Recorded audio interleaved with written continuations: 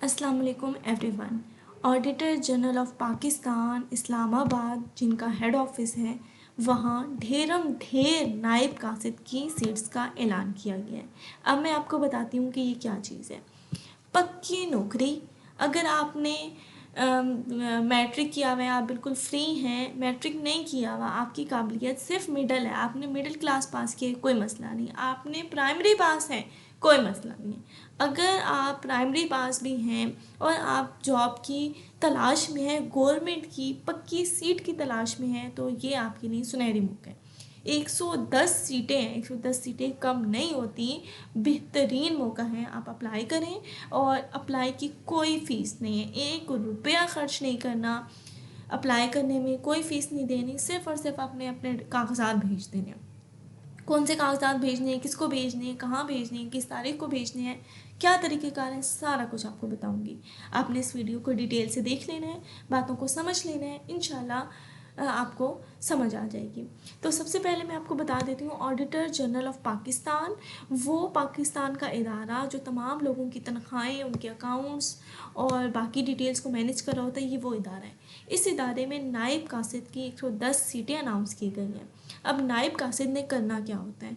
नायब कासिद का सिंपल सा काम ये है कि ऑफ़िस के जितने मामलात हैं, कि फ़ाइल इधर से उधर लेके चले जाओ दूसरे ऑफ़िस, या आप क्या करो कि सिंपल किसी फ़ाइल को प्रिंट करवा दो, किसी दूसरे अफ़सर को जाके उसकी जो है वो उसके रूम में दे के आ जाओ। तो बेइंतहा सौखा काम और बेइंतहा अथॉरिटी वाला।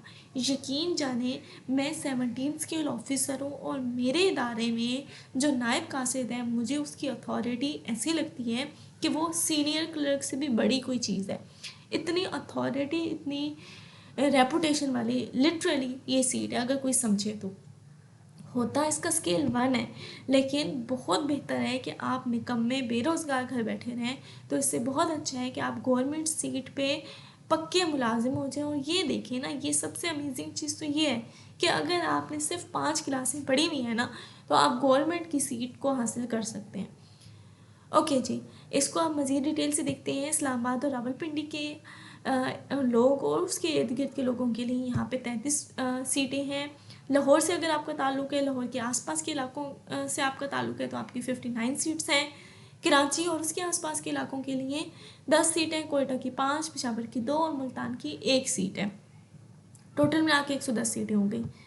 अगर आपकी उम्र 18 से 30 साल के दरमियान में है तो आप अप्लाई कर सकते हैं। अगर आप 30 साल से ज़्यादा है, कोई मसला नहीं है, आपको हुकूमत पाकिस्तान 5 साल की एज में नरमी खुद दे रही है। अगर आप 35 साल के भी हैं तो भी आप अप्लाई कर सकते हैं। ठीक हो गया। अच्छा, आपने अपने कागजात भेज देने हैं। किसको भेजने हैं, कौन से कागजात भेजने हैं, कब तक भेजने हैं, आप उसको डिस्कस कर लेते हैं। तो सिंपल यहाँ पे इस लास्ट लाइन को अगर हम पढ़ें, एप्लीकेशन फॉर्म है एक इनका, ठीक है, वो आपने डाउनलोड करना है agp.gov.pk से। और फिर उस एप्लीकेशन फॉर्म के साथ आपने अपने बाकी कागजात लगाने हैं। तो सबसे पहले तो एप्लीकेशन फॉर्म को देख लेते हैं, बिल्कुल परेशान होने की ज़रूरत नहीं है। हम www.agp.gov.pk ये वेबसाइट खोलते हैं। ये मैंने यहाँ पे वेबसाइट खोल ली। इसके करियर के ऊपर करियर अपॉर्चुनिटी नज़र आ रहा है, इस पर क्लिक करेंगे तो ये जी देखें जी, करियर अपॉर्चुनिटी और एप्लीकेशन फॉर्म यहाँ पे आ गया। इसको क्लिक करके मैंने नेक्स्ट टैब में खोल लिया। अगर आपको इतनी समझ नहीं है, आपसे ये वेबसाइट नहीं खोल रही, आपको ये फॉर्म नहीं मिला, कोई मसला नहीं है। इस फॉर्म का ये लिंक मैं वीडियो की डिस्क्रिप्शन में डाल दूँगी, वेबसाइट का लिंक भी डाल दूँगी। आप चाहें तो वहाँ जाके क्लिक करके सिंपल अपना फॉर्म डाउनलोड कर सकते हैं। अच्छा, जब आप इस फॉर्म को देखेंगे तो इसके अंदर 4 सफ़े हैं। पहले सफ़े पे अगेन वो एडवर्टाइजमेंट सारी वो मेंशन कर रहे हैं 2 सफ़ों पे, और तीसरे सफ़े पे ये एप्लीकेशन फॉर्म है। इसको भी अभी मैं आपको डिटेल से समझा देती हूँ कि इसके अंदर करना क्या है, ठीक है। और चौथा सफ़ा आपके लिए नहीं है। तो आपको जब इसको प्रिंट निकलवाना है किसी दुकान पे जाके, तो आपने बोलना है खाली तीसरे सफ़े का प्रिंट निकाल के दे, एक सफ़ा, ठीक है। इसको समझ लेते हैं कि इसमें करना क्या है। सबसे पहले जी आपने अपना नेशनल आईडी कार्ड नंबर लिख देना है। ओके, सबसे पहले आपने application for the post of, अब आप नायब कासिद के लिए अप्लाई कर रहे हैं ना, तो आपने यहाँ लिख देना है। अगर आप इसके अलावा देखिए, इसमें खाली नायब कासिद की सीट्स नहीं है, डिस्पैच राइडर है, स्टाफ कार ड्राइवर है, स्टेनोटाइपिस्ट है। अगर आप इनके लिए अप्लाई कर रहे हैं तो आप इसमें सीट का नेम वही लिखेंगे। फिर आपने आईडी कार्ड नंबर लिख देना है। और कैसे लिखना है, लेट से पहले होते हैं 3 नंबर्स, ठीक है, 38301, 38507, कुछ भी हो सकता है ना, तो वो आपने हर गिनती का डिजिट एक एक डब्बे में लिखना है। आपने ये कर लिया। यहाँ पे आपने अपनी रिसेंट, हाँ, नई बनी हुई, मतलब वो कोई मैट्रिक बहुत पुराने ज़माने की ना हो, न्यू बनी हुई एक तस्वीर यहाँ पे लगा देनी है। इसके बाद आपने अपना नाम लिखना है, जो भी आपका नाम है उसको बड़ी ABC में लिखना है। आपने अपने अब्बू का नाम या हस्बैंड नेम, अगर आप जो हैं वो मेल हैं तो डेफिनेटली यहाँ हस्बैंड नेम नहीं आएगा, फादर नेम आप लिख देंगे। डेट ऑफ बर्थ, आप किस दिन, किस महीने, किस साल पैदा हुए हैं, आपका मज़हब कौन सा है, आप किस सूबे से बिलोंग करते हैं। ये है मैरिटल स्टेटस, क्या आपकी शादी हुई है या नहीं, इस बात से आप, ये बात आपसे पूछ रहे हैं। अगर आपकी शादी हुई भी आपने यहाँ पे टिक लगा देना, अगर आपकी शादी नहीं हुई भी तो आपने यहाँ टिक लगाना है। डोमिसाइल आपका किस ज़िले का है वो आपने यहाँ लिख देना है।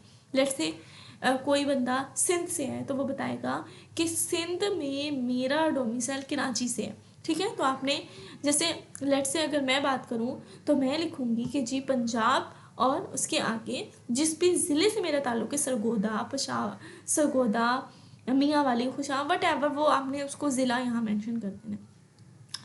आपका परमानेंट एड्रेस क्या है वो आपने लिख देना है। आपका मेलिंग एड्रेस जनरली एक ही होता है, जो आपका परमानेंट एड्रेस है वही आपका मेलिंग एड्रेस है तो होता है। अगर आपका डिफरेंट हो तो आप डिफरेंट लिख देंगे। अब बात करते हैं क्वालिफ़िकेशन, क्योंकि आपकी तालीम सिर्फ और सिर्फ 5 पढ़े हैं आप, या इससे ज़्यादा है तो वो तो अच्छी बात है। लेट्स से आपने सिर्फ 5 तक पढ़ा हुआ है, प्राइमरी स्टडीज़ आपकी कंप्लीट, तो आपने नेम ऑफ एग्जामिनेशन लिखना है कि 5th क्लास, ठीक है। इसके बाद आपने लिख देना बोर्ड या किस यूनिवर्सिटी से आपने किया है उसका नाम, किस साल में किया है, कितने आपके नंबर आए थे, और आपके मेजर सब्जेक्ट्स क्या हैं। अगर 5 पढ़ा हुआ है तो उसमें मेजर सब्जेक्ट आप सिंपल लिख सकते हैं, इंग्लिश, उर्दू और साइंस था या मैथ था। अगर आपने मैट्रिक किया हुआ है तो आप यहाँ पे फिर मैट्रिक की डिटेल लिखेंगे, और उससे ज़्यादा आपकी क्वालिफिकेशन है, मैट्रिक है, आपने FSC भी की हुई है, FA किया हुआ है, आपने BA किया हुआ है, तो आप यहाँ पे लिख सकते हैं। फिर आगे वो पूछ रहे हैं कि क्या आप गवर्नमेंट के सर्वेंट हैं, आपकी पहले से कोई गवर्नमेंट मुलाजमत है। अगर आपकी है तो आपने हाँ कर देना है, येस कर देना है, नहीं है तो नो कर देना है। अगर आप येस करते हैं फिर आपने उसके सबूत में कोई कागज़ अटैच करना है। जैसे कि अब मैं गवर्नमेंट मुलाजिम हूँ तो मेरे पास एक सैलरी स्लिप है, जो अगर मैं अप्लाई करूँगी तो मैं यहाँ अटैच करूँगी। मेरे पास एक सर्विस कार्ड है, वो मैं यहाँ पे अटैच करूँगी। अच्छा जी, इसके साथ लगा देना उसका फ़ोटो, उसकी फ़ोटो स्टेट करवा के लगा देना। एक्सपीरियंस, अगर आपका कोई तजर्बा है तो आपने यहाँ लिख देना है। जनरली अगर नहीं है तो नहीं लिखना। लिखना कैसे है कि जिस महकमे में आप काम करते थे उसका नाम लिखेंगे, आप किस सीट पे थे, आप नायब कासिद थे, आप माली थे, आप क्लर्क थे, वो लिखना है। आपने किस टाइम से किस टाइम तक यहाँ पे काम किया तो वो आप लिखेंगे कि 3 दिसंबर 2002 से लेके 5 दिसंबर 2005 तक मैंने यहाँ काम किया, ठीक है। ऐसे जो भी आपका टाइम बनता हो।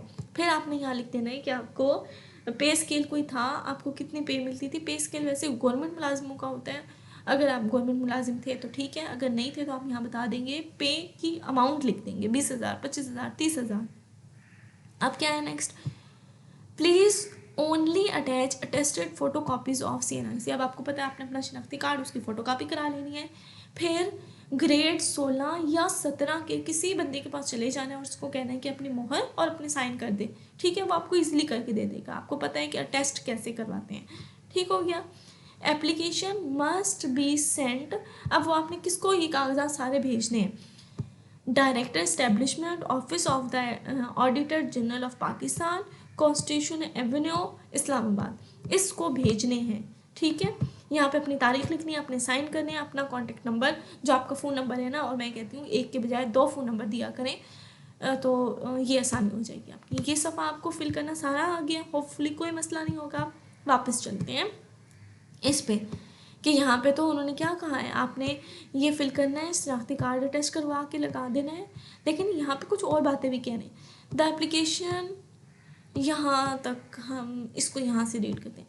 Application along with the copy of CNIC and 1 latest passport size photograph, वो वहाँ आपने अटैच कर दी, ठीक है।